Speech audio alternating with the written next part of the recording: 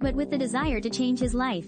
The man spent 1,000 yuan, about 340 United States dollars, to buy a high-capacity water pump for pumping water to catch fish.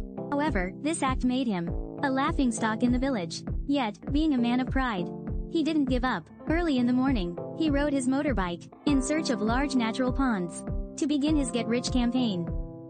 However, the motorbike could only go so far. He had to carry the pump on his shoulder, across hills, to remote areas in search of a suitable spot. When he saw a fairly large pond ahead, he carefully observed it for signs of fish. First, he thought about giving up, fearing wasted effort. But then an unexpected scene caught his eye, and made him instantly change his mind. He put the pump down, and made up his mind to fight a big battle at this pond.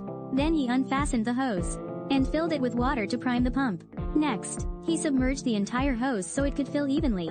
Then he flattened the ground by hand to keep the pump steady during operation, and avoid damage. He then attached the hose to the pump's intake, and secured it tightly with rope.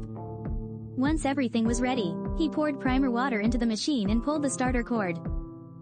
Immediately, the pump blasted water from the outlet with immense force. The stream shot over 3 meters high, and over 10 meters far. This was truly a powerful pump. In no time, the water level in the pond dropped by more than half. Fish began to emerge, flickering through the shallows. He spotted some fish near the shore, and hurried to catch them. But to his surprise, the big ones slipped away, and the small ones vanished. He decided to wait until the water dropped lower to act again. When the water was nearly gone, he jumped in to resume the fish hunt. Suddenly, he heard the pump making a strange sound, a sign that it had run out of water to pump. Without hesitation, he rushed to turn it off, knowing that if the motor burned out, he'd lose all his investment. He brought a large bucket of water along to keep the fish fresh and alive. At this point, with the pond nearly dry, the fish had nowhere to escape. The man began wading through the pond, grabbing each fish. It was clear that there were quite a lot of them. Most were large silver carp and grass carp, each weighing over 2 pounds.